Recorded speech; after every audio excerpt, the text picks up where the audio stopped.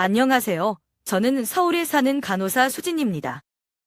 결혼 전에는 모든 것이 완벽해 보였지만 결혼 생활은 제가 생각했던 것과 많이 달랐습니다. 오늘은 제가 겪었던 혼란과 깨달음을 나누고 싶습니다. 아마 이 이야기는 여러분의 마음에도 작은 울림을 줄 수 있을 거예요. 안녕하세요. 저는 서울에 사는 30세 간호사 수진입니다. 서울이라는 도시를 아마 많은 분들이 알고 계실 거예요. 이곳은 지하철처럼 멈추지 않는 빠르고 바쁜 삶의 리듬이 있는 곳이죠. 제가 일하는 병원은 합정역 바로 맞은편에 있는 큰 병원입니다. 합정역은 항상 분주한 장소로 수많은 사람들이 오가며 저마다의 목적지를 향해 나아가는 곳이에요. 매일 아침 저는 바쁜 거리 속을 지나며 삶의 다양함을 느낍니다. 길가의 떡볶이 냄새, 작은 카페에서 흘러나오는 커피 향, 그리고 간간히 들리는 노점 산인의 외침까지 모두 저에게 익숙한 풍경이 되었어요. 하지만 저도 이 바쁜 사람들처럼 그저 흘러가는 시간을 바라볼 뿐 제 삶의 방향에 대해 깊이 생각해 본 적은 없었습니다. 간호사라는 직업은 항상 높은 집중력을 요구합니다. 제가 일하는 병원의 응급실은 항상 환자들로 북적입니다. 가벼운 감기에서 교통사고나 심장마비 같은 중증 환자들까지 우리는 매일 수많은 환자를 돌봅니다.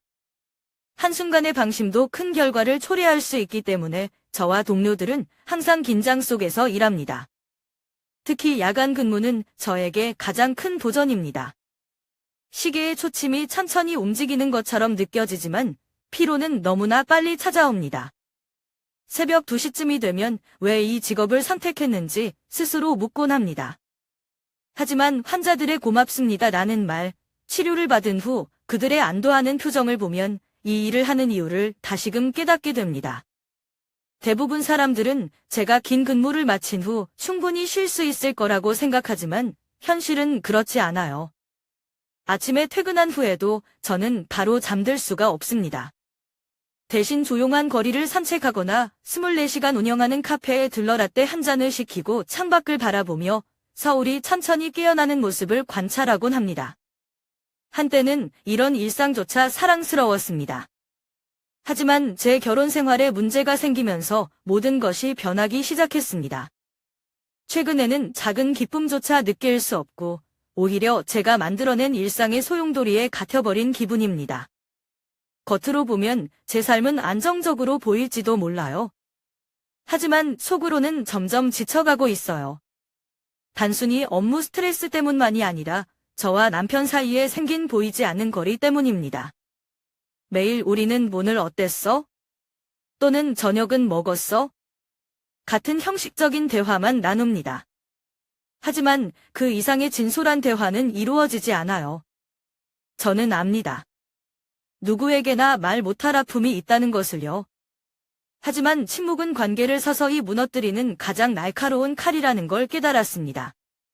그래서 오늘 제 이야기를 나누고자 합니다. 동정을 구하려는 것이 아니라 제 자신을 돌아보고 배우기 위해서, 그리고 누군가 이 글을 통해 위로를 받을 수 있다면 그것만으로 충분하다고 생각합니다. 남편 민준과 처음 만난 건 병원에서 열린 회식 자리였습니다. 그날은 병원 동료들과 함께 오랜만에 업무에서 벗어나 즐겁게 웃고 떠들던 날이었죠. 민준은 병원의 정형외과 의사로 항상 자신감 넘치고 유머러스한 분위기를 만드는 사람이었어요. 처음에는 그저 직장에서 흔히 볼 수 있는 유쾌한 동료라고 생각했어요. 하지만 그의 행동 하나하나가 제 마음속 깊이 스며들기 시작했습니다. 특히 야간 근무 중 지친 제 손에 따뜻한 커피 한 잔을 쥐어줄 때마다 그는 늘 환한 미소를 지으며 수진 씨, 고생 많아요. 이거 마시고 힘내요. 라고 말했어요. 단순한 커피 한 잔이었지만 그 속에 담긴 진심 어린 배려가 제 마음을 조금씩 흔들어 놓았습니다. 민준과는 점점 더 가까워졌고 어느 순간 그와 대화를 나누는 시간이 하루 중 가장 기다려지는 시간이 되었습니다. 그는 단순히 배려심 많은 사람이 아니라 대화 중에 제 이야기를 경청하고 공감해주는 사람이었어요. 환자 이야기를 하다가도 가끔 수진 씨, 오늘 많이 피곤해 보이네요. 쉬는 날에는 푹 쉬어요. 를 하며 저를 챙겨주는 모습에서 진정성을 느낄 수 있었습니다. 그렇게 우리는 자연스럽게 데이트를 시작하게 되었습니다. 처음에는 같이 밥을 먹고 영화 한 편을 보는 소박한 데이트였지만 민주는 매번 저를 놀라게 했습니다. 한 번은 제가 좋아한다고 지나가는 말로 했던 작은 책을 직접 찾아와 선물해 준 적이 있어요. 수진 씨가 이 책 좋아한다고 했잖아요. 왠지 지금 딱 필요할 것 같아서요. 라며 건네던 그의 모습은 아직도 잊을 수 없습니다. 1년이라는 시간이 어떻게 흘렀는지 모를 만큼 우리는 함께하는 순간마다 행복했고 서로를 더 깊이 이해하게 되었습니다. 그리고 드디어 우리는 결혼을 결심했습니다. 결혼식은 종로에 있는 작은 교회에서 조촐하게 치러졌습니다. 하객들은 가까운 가족과 친구들 뿐이었지만 그날만큼은 세상 누구보다도 행복한 신부가 되었습니다. 민주는 제가 꿈꾸던 완벽한 남편이었고 그의 손을 잡고 함께 걷는 미래가 너무나 빛나 보였습니다. 결혼 초기에 우리의 삶은 다른 젊은 부부들과 크게 다르지 않았습니다. 서로를 배려하며 소소한 행복을 함께 나누던 시기였죠. 하지만 시간이 지나면서 민준과의 관계에 작은 균열이 생기기 시작했습니다. 그 첫 번째 계기는 신혼여행 때였습니다. 제주도로 떠난 신혼여행은 완벽해야 한다고 생각했는데 예상치 못한 순간이 찾아왔습니다. 어느 날 저녁, 저희가 함께 저녁 식사를 마치고 숙소로 돌아가던 길에 민준이 말했어요. 수진, 이번 여행 경비는 우리 반반씩 나누는 게 좋을 것 같아. 그 말을 들었을 때 저는 순간 당황했지만 곧바로 고개를 끄덕였습니다. 그냥 공평을 좋아하는 성격인가 보다라고 넘겼어요. 하지만 그것은 시작에 불과했습니다. 제주도 여행 이후 민준의 태도는 생활 속에서도 계속 이어졌습니다. 전기세와 수도세를 낼 때도 정확히 반으로 나누기를 원했고 양가 부모님께 드리는 선물조차도 금액을 절반씩 부담하자고 했어요. 처음에는 저도 이해하려고 했습니다. 민준이 재정적인 균형을 중요하게 생각한다고 생각했기 때문입니다. 하지만 시간이 지날수록 이러한 태도가 반복될수록 저는 점점 지치기 시작했습니다.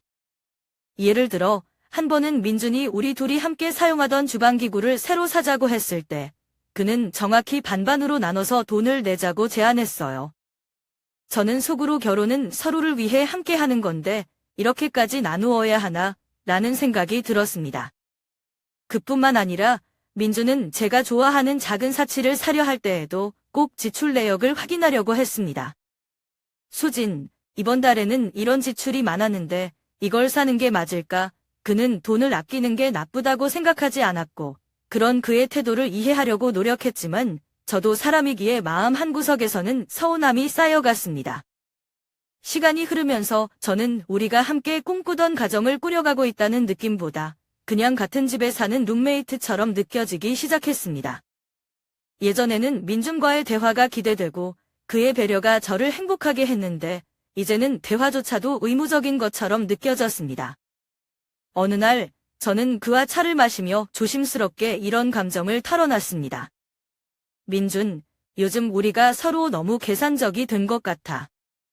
예전에는 더 자연스럽고 따뜻했던 것 같은데 이제는 그냥 함께 살고 있는 느낌이야. 그는 잠시 고민하더니 이렇게 답했어요. 수진, 내가 너를 사랑하지 않는 게 아니야. 단지 우리가 재정적으로 건강해야 앞으로도 행복할 수 있다고 생각해서 그래. 그의 말은 합리적이었지만 저는 여전히 뭔가 빠져있다는 기분이 들었습니다. 시간이 지나면서 민주는 점점 변하기 시작했습니다. 결혼 초기에 그 다정하고 따뜻한 모습은 점점 사라지고 그는 일에 몰두하며 점점 더 바빠졌습니다. 저녁 식탁에서 함께하던 대화는 줄어들었고 주말에도 병원 업무나 전문 회의를 이유로 자주 늦게 귀가하곤 했습니다. 처음에는 단순히 업무가 많아졌다고 생각했습니다. 민주는 항상 열정적이고 성실한 사람이었으니까요. 하지만 그의 늦은 귀가가 반복될수록 마음속에는 작은 불안감이 피어오르기 시작했습니다. 어느 날 저녁, 민준이 샤워를 하는 동안 그의 휴대전화에서 알림 소리가 났습니다. 무심코 화면을 보니 메시지 하나가 떠 있었습니다. 지아, 저녁 너무 감사했어요. 정말 즐거웠어요. 순간 가슴이 철렁 내려앉는 기분이었습니다. 저는 손이 떨리는 것을 느끼며 잠시 멈춰 섰습니다. 물론 직장 동료와의 저녁 식사가 이상한 것은 아닐 수도 있습니다. 하지만 왜 민주는 저에게 이런 이야기를 전혀 하지 않았을까요? 그리고 그 문장은 단순히 감사의 표현 이상으로 보였습니다. 민준이 샤워를 마치고 나오자 저는 그에게 직접 물어보았습니다. 민준, 이거 뭐야? 지아라는 사람한테 온 메시지인데. 그는 잠시 놀란 표정을 짓더니 곧 침착하게 답했습니다. 아, 그거. 그냥 병원 동료야. 같이 일하다가 밥 한 번 먹은 것뿐이야. 별일 아니야. 괜히 오해하지 마. 그의 설명을 들으면서도 제 마음은 개운하지 않았습니다. 그저 별일 아닌 저녁 식사였다면 왜 저에게 말하지 않았을까요? 민주는 항상 솔직하고 투명한 사람이었는데 이번에는 뭔가 숨기는 것 같다는 느낌이 들었습니다. 그러나 저는 그를 계속 몰아붙이고 싶지 않았습니다. 그래서 억지로 미소를 지으며 대화를 마무리했지만 마음 한구석에서는 이미 작지 않은 의심이 자리 잡고 있었습니다. 이후로도 민주는 여전히 바빴고 그의 행동은 더욱 의문스러웠습니다. 늦게 집에 돌아오거나 주말에도 핑계를 대며 자리를 비우는 일이 잦아졌습니다.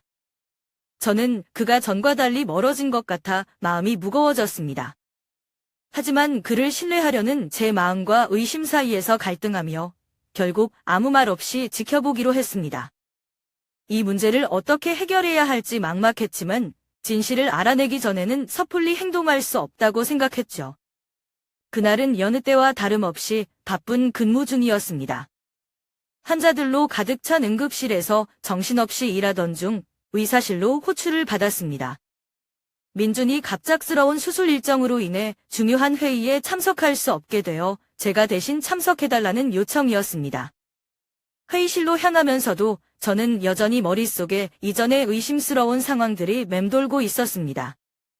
민준은 정말 바쁜 걸까? 아니면 무언가를 숨기고 있는 걸까? 이런 생각들은 제가 집중력을 잃지 않도록 스스로를 다잡는 데 방해가 되었죠. 회의실에 들어섰을 때 이미 몇몇 동료들이 삼삼오오 모여 대화를 나누고 있었습니다. 그들은 나름 조용히 얘기하려는 듯 보였지만 긴장된 분위기 때문인지 그들의 대화는 제 귀에 고스란히 들어왔습니다. 민준 선생님 요즘 이상하지 않아? 지아랑 같이 다니는 걸 몇 번이나 봤어. 맞아. 밤늦게도 둘이 병원 근처에서 나오는 걸 봤다니까? 이야, 그냥 친한 동료겠지? 뭘 그렇게까지 생각해? 아니야, 지난번엔 둘이 강남에서 만나던데. 그건 좀... 그들의 대화를 듣는 순간 심장이 쿵 내려앉았습니다. 마치 갑작스레 심장마비가 온 듯한 느낌이었죠. 하지만 최대한 평정심을 유지하려고 노력했습니다. 들키지 않으려고 가볍게 목소리를 낮추며 물었습니다. 무슨 얘기하고 있어요? 동료들은 갑작스러운 제 질문에 잠시 당황한 듯 했지만 이내 웃으며 얼버무렸습니다. 아, 별거 아니에요. 그냥 병원 동료들 얘기였어요. 하지만 그들의 태도와 표정은 저에게 충분히 많은 것을 암시하고 있었습니다. 그날 이후 저는 본능적으로 병원에서의 민준의 행동을 더 주의 깊게 관찰하게 되었습니다. 민준은 병원 내에서도 이전과는 다른 모습을 보였습니다. 항상 성실하고 규칙적이던 그가 이제는 자주 동료들 사이에서 자리를 비우거나 예상치 못한 시간에 병원을 떠나곤 했습니다. 한 번은 간호 스테이션에서 동료들과 환자 차트를 정리하던 중 지아가 민준의 사무실로 들어가는 모습을 목격했습니다. 평소 같았으면 대수롭지 않게 넘겼을 상황이었지만 최근의 일들로 인해 제 의심은 걷잡을 수 없이 커졌습니다. 잠시 후 사무실 문이 열리고 지아가 나오면서 민준에게 그럼 나중에 또 봬요라고 말하며 웃는 모습을 보았습니다. 민준은 웃으며 고개를 끄덕였고 둘 사이의 자연스러운 대화가 제게는 어딘가 부자연스럽게 느껴졌습니다. 그날 이후에도 민준과 지아의 만남은 병원 곳곳에서 포착되었습니다. 특히 야간 근무 중 병원 복도에서 둘이 함께 지나가는 모습을 볼 때마다 저는 가슴이 무겁게 내려앉았습니다. 한 번은 수술 일정이 길어지면서 민준이 늦은 시간까지 병원에 남아있던 날이 있었습니다. 저는 그가 정말로 수술 중인지 확인하고 싶어 무심코 수술 스케줄을 살펴봤습니다. 하지만 민준이 담당한 수술은 이미 몇 시간 전에 끝난 상태였고 그는 여전히 병원에 남아 있었습니다. 저는 병원에서 일어나는 상황들을 더 지켜보기로 했습니다. 병원이라는 장소는 제게 안전한 공간이었지만 이제는 제가 사랑했던 사람의 변화된 모습을 마주하는 불편한 공간이 되었습니다. 민준과 대화를 나누어야 할까? 아니면 더 많은 사실을 찾아야 할까? 그런 고민 속에서 저는 혼자만의 싸움을 이어가고 있었습니다. 그날 밤, 저는 민준을 몰래 따라가기로 결심했습니다. 병원에서 나오는 그의 차를 멀찍이 따라가며 저는 그의 목적지가 어디일지 궁금했습니다. 차가 삼청동 근처의 한 카페에 멈췄을 때 제 심장은 점점 더 빠르게 뛰었습니다. 민준은 차에서 내려 조용히 카페 안으로 들어갔습니다. 저는 건물 밖에 머물며 그가 누구를 만나는지 확인하기 위해 창문 너머를 살폈습니다. 그리고 거기 지아가 있었습니다. 두 사람은 테이블에 마주 앉아 서로를 바라보며 웃고 있었습니다. 그 광경은 저를 얼어붙게 만들었습니다. 손이 떨려 휴대전화를 잡는 것조차 힘들었지만 저는 증거를 남겨야 한다는 생각에 사진을 찍었습니다. 그 순간 제 가슴은 무거운 돌덩이처럼 내려앉았고 머릿속에는 온갖 생각이 스쳐 지나갔습니다. 도대체 왜 이러는 거야? 카페 앞에서 얼마나 서 있었는지도 모르겠습니다. 결국 저는 집으로 향하는 길에 올랐습니다. 운전하는 내내 머릿속은 혼란으로 가득 찼고 집에 도착했을 때는 이미 온몸이 지쳐 있었습니다. 하지만 저는 지금 당장 민준을 대면하고 싶지 않았습니다. 그에게 화를 내고 모든 것을 폭로하고 싶은 충동이 있었지만 아직은 때가 아니라고 스스로를 설득했습니다. 왜냐하면 모든 사실을 완전히 알지 못한 상태에서의 충돌은 우리 관계를 돌이킬 수 없게 만들 수도 있다고 생각했기 때문입니다. 다음 날 저는 냉정을 되찾기 위해 노력했습니다. 우선 민준과 지아가 어떤 관계인지 더 알아봐야겠다고 마음먹었습니다. 병원에서의 행동, 함께 있는 시간들, 그리고 그들이 자주 만나는 장소 등을 파악하기 위해 저는 병원 내에서 조심스럽게 정보를 모으기 시작했습니다. 병원 동료들 사이에서 민준과 지아에 대한 이야기를 자연스럽게 들어보려고 했지만 대화의 조각들은 대부분 겉핥기 수준이었습니다. 둘이 자주 얘기하는 것 같긴 해. 지아가 민준 선생님을 많이 존경하는 것 같더라. 그냥 친한 동료 아니야? 민준 선생님은 원래 사람들 잘 챙기잖아. 이런 이야기를 들으면서도 저는 그 모든 것이 사실이 아니길 바라는 마음과 더 많은 것을 알아내야 한다는 필요성 사이에서 갈등했습니다. 며칠 뒤, 저는 민준의 휴대전화에 대해 생각하기 시작했습니다. 그의 패턴과 메시지들을 확인하면 무언가 단서를 찾을 수 있을 것 같았습니다. 하지만 그의 개인정보를 무단으로 보는 것은 도덕적으로도 법적으로도 옳지 않다는 생각에 망설였습니다. 대신 저는 그가 자주 사용하는 차량 내비게이션 기록을 확인해 볼 수 있다는 생각이 들었습니다. 민준이 차를 주차해 둔 사이 저는 차량의 화면을 조심스럽게 살폈습니다. 그리고 거기서 삼청동의 카페 주소가 최근 목적지로 표시된 것을 확인했습니다. 그것만으로도 그의 행적을 추적할 만한 충분한 단서가 될 수 있었습니다. 이 모든 과정은 제게 엄청난 감정적 소모를 가져왔습니다. 사랑했던 남편이 다른 사람과 무언가를 숨기고 있다는 현실을 받아들이는 것은 생각보다 훨씬 더 고통스러웠습니다. 하지만 저는 단순한 오해나 충동적인 행동으로 이 상황을 처리하고 싶지 않았습니다. 모든 사실을 확인하고 나서야 결정을 내릴 수 있다고 믿었기에 저는 앞으로의 계획을 세우며 스스로를 다잡았습니다.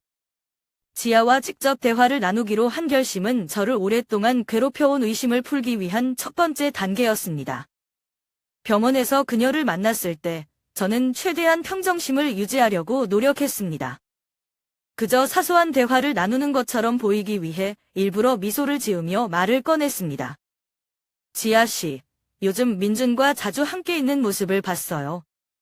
두 분이 많이 친하신가 봐요. 지아는 약간 놀란 표정을 지었지만 곧 웃으며 대답했습니다. 아, 네, 김민준 선생님이 정말 좋은 분이세요. 요즘 제가 업무 스트레스 때문에 힘들어하니까 많이 도와주셨거든요. 저는 그녀의 말을 듣고도 마음 한구석에서 완전히 놓지 못한 의구심을 숨기며 조금 더 질문을 이어갔습니다. 그렇군요. 그런데 혹시 민준과 좀 특별한 관계가 있는 건 아니죠? 이 질문에 지아는 눈을 크게 뜨고 당황한 듯한 표정을 지었습니다. 수진 선생님, 그런 거 절대 아니에요.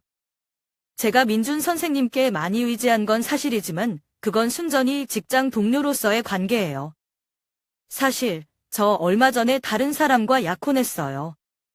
그녀의 말을 듣는 순간 저는 마치 바닥이 꺼지는 듯한 느낌을 받았습니다. 지아는 약혼자에 대해 기쁘게 이야기하며 휴대전화로 약혼 사진까지 보여주었습니다. 사진 속 그녀는 행복한 미소를 짓고 있었고 옆에는 낯선 남자가 있었습니다. 그 모습은 거짓말이라고는 생각할 수 없을 만큼 진실해 보였습니다. 저는 그녀에게 축하해요. 정말 몰랐어요. 라고 말하며 어색하게 웃었지만 마음은 복잡했습니다. 민준의 행동은 제가 의심했던 것처럼 다른 사람과의 부적절한 관계가 아니라는 사실을 알게 된 순간에도 기분이 나아지지는 않았습니다. 집으로 돌아오는 길, 저는 민준에 대한 새로운 의문이 생겼습니다. 왜 그는 제가 불안과 의심 속에서 혼자 고민하게 놔두었을까요? 만약 아무 문제가 없었다면 왜 처음부터 솔직하게 설명하지 않았을까요? 민준의 행동은 그의 무관심인지 아니면 단순한 소통의 부족인지 알 수 없었습니다. 하지만 그가 의도치 않게 저를 혼란스럽게 만들고 있다는 사실은 변하지 않았습니다. 며칠 후, 저는 민준에게 조심스럽게 말을 꺼냈습니다. 민준, 나 요즘 우리가 예전 같지 않다고 느껴. 내가 뭘 잘못했는지 모르겠어? 그는 잠시 침묵하더니 이렇게 대답했습니다. 수진, 미안해. 요즘 나도 많이 신경 쓰지 못했던 것 같아. 하지만 걱정하지 마, 우리 괜찮을 거야. 그의 말은 다정했지만 제게는 여전히 공허하게 느껴졌습니다. 우리는 문제를 해결하는 대신 단순히 그것을 덮어두고 있는 것 같았습니다. 그날 밤, 민주는 오랜만에 평소보다 밝은 표정으로 집에 들어왔습니다. 저녁 식탁에 앉으며 그는 뜬금없이 이렇게 말했습니다. 수진, 내가 이번에 병원에서 휴가를 냈어? 우리 부산에 가자. 기억나지? 내가 거기서 너한테 청혼했잖아.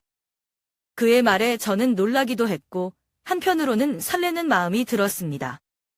결혼 이후 처음으로 그의 입에서 나온 함께 떠나는 여행이라는 말이 어쩌면 우리 관계를 회복할 수 있는 전환점이 될 수 있을 것 같았습니다. 부산에 도착한 우리는 예전에 함께 걸었던 해운대의 백사장을 다시 밟았습니다. 밤바다의 파도 소리가 귓가에 울리는 가운데 민주는 손을 잡으며 한동안 아무 말 없이 저를 바라보았습니다. 그러다 마침내 조심스럽게 입을 열었습니다. 수진, 나 정말 미안해. 요즘 내가 너한테 너무 소홀했어? 병원 일 핑계로 너를 외롭게 만든 것 같아. 저는 그 순간 눈물이 핑 돌았습니다. 그리고 이어진 그의 말이 제 가슴 깊이 박혔습니다. 내가 알면서도 못했던 이유는 그냥 내가 너무 바쁘다는 걸로 스스로를 합리화한 것 같아. 하지만 이제는 더 이상 너를 이렇게 외롭게 두고 싶지 않아. 나 너를 잃고 싶지 않아.